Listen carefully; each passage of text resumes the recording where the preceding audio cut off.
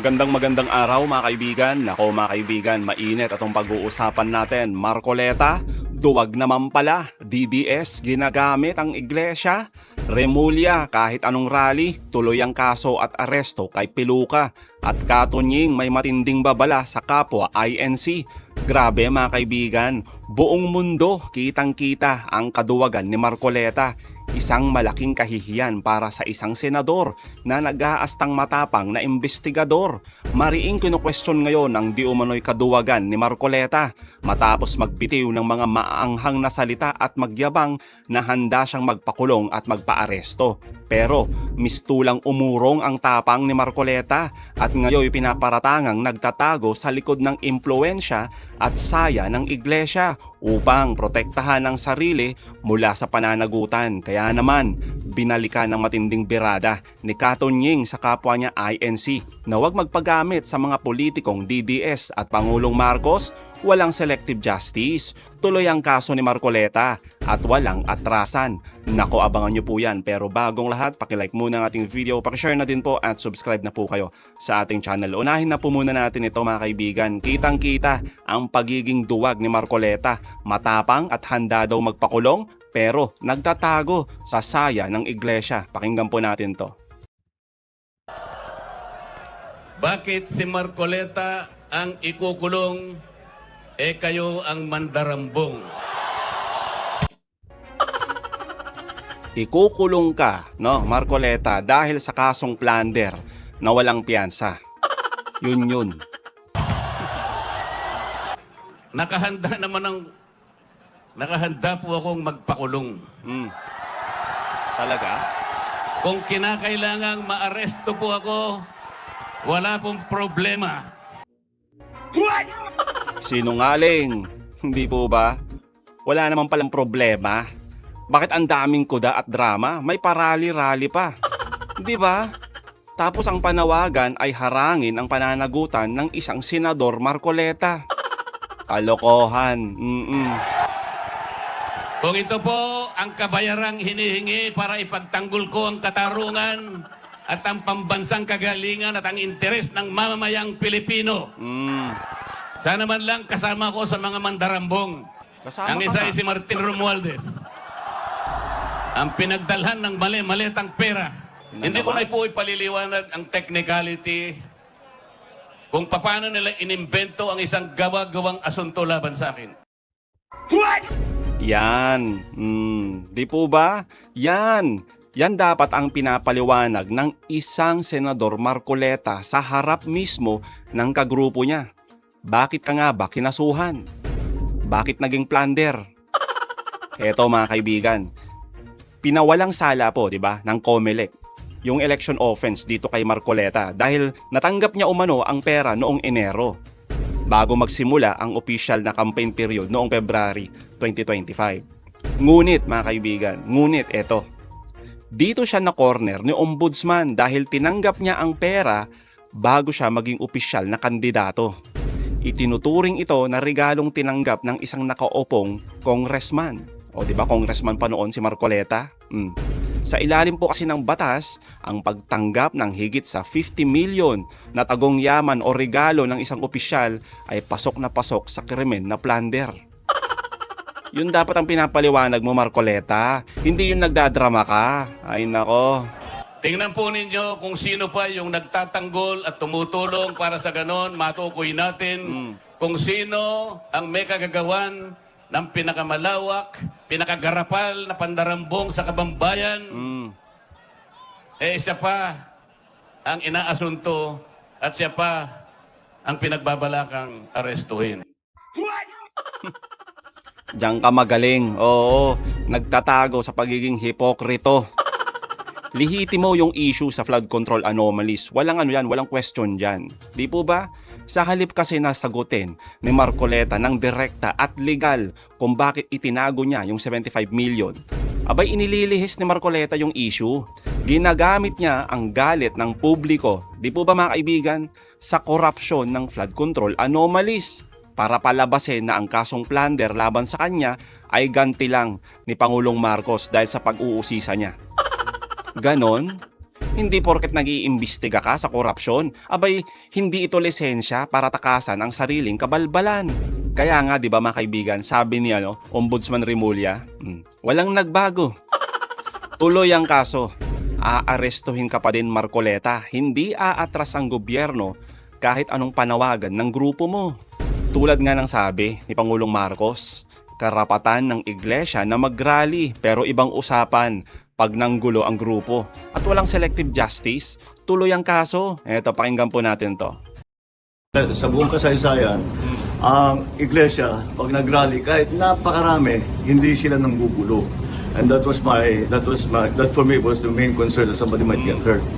Ang problema lang namin is that merong informasyon na siyempre merong mga mag-infiltrate, mag-agitate. Yun ang inaalala namin. Yung pinaka-importante sa amin, walang masaktan. Either tiga-iglesia or kung sino man na mapunta ron na maggulo. So let's just keep everything stable and peaceful. And so far it has been. So I thank everybody involved for keeping it safe for everybody else.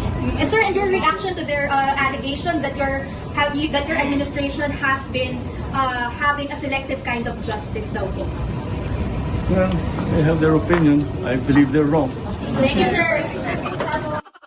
Kayo po ba mga kaibigan, pabor ba kayo sa sinasabi ng Pangulong Marcos at ni Ombudsman Remulla? Tuloy ang kaso ni Marcoleta. Walang selective justice dito. Mantakin nyo naman mga kaibigan, mismong miyembro ng iglesia may matinding berada sa mga DDS. Paano kasi? Isinisigaw nila ng transparency at accountability pero wala naman isang napakulong yung kanilang idol na si Duterte. Di ba? Meron bang napakulong si Duterte na korap noong siya ang presidente? Tapos sisisihin nyo ang Pangulo samantalang siya ang nagbukas ng pintuan para mahuli at makulong, maimbestiga ng mabuti ang mga korap na sangkot dito sa flood control anomalies. O pakinggan po natin to. So, nakita niyo po yung sequence of events. Tandaan po ninyo, nung panahon ni dating Pangulong Rodrigo Duterte, may mga pinangalanan siyang mga tao. May mga pinangalanan siyang mga tao tungkol po dito sa, sabi niya, corruption. Pero meron ba siyang naipakulong na corrupt noon nung panahon niya? Wala. Si Pangulong Duterte, meron ba kayo naalalang ipinakulong niya na corrupt? Wala. Hindi ako, baka naman nalimutan ko lang. Wala. Meron ba? Wala. Wala. Pero in fairness dito sa presidente na to, si Pangulong Bongbong Marcos, magalit na kayo sa akin o magalit, kung hindi niya kinumpronta to, hindi tayo ganito kagising sa katotohanan. Hindi po ba, mga kababayan? Totoo. Kung hindi ginawa ni Pangulong Bongbong Marcos tong mga pinagagagawa niya na to, hindi sana tayo mulat na mulat ngayon, galit na galit ngayon, na meron palang ganitong klase ng sistema. Totoo naman, di ba mga kaibigan, yung sinasabi dito ni Katunying Anthony Taberna. Matagal niya na itong sinabi mga kaibigan mula nang magpaimbestiga ang Pangulo tungkol sa malawakang korupsyon ng flood control projects. Binabalikan natin to mga kaibigan kasi parang wala pa din eh. Mukhang nagpapagamit pa rin ang grupo sa mga politikong DDS. Di ba sinabihan na ni Katunying? Kaya nga paulit-ulit si Taberna. Si Duterte may napakulong bang korap? Wala. Di po ba? Yun yung malaking tanong eh. May napakulong ba yung idol nila? As in wala. Libreng-libre ang mag-asawang Diskaya. Yumaman nung panahon ni Duterte dahil sa kabalbalan sa mga ghost projects, sa mga proyekto nila sa DPWH. Tapos nung nagkabukingan mga kaibigan, sinong senador ang may gustong gawing state witness pa ang mag-asawang Diskaya? O di ba mga kaibigan, nakakaponyeta? O hindi ba si Marcoleta yung senador na ayaw ipabalik din ang ninakaw na mag-asawang Diskaya?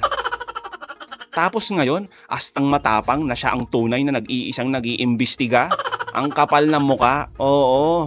Kaya naman mga kaibigan, heto ang matinding berada ni former Secretary Ronald Llamas. Pakinggan po natin to.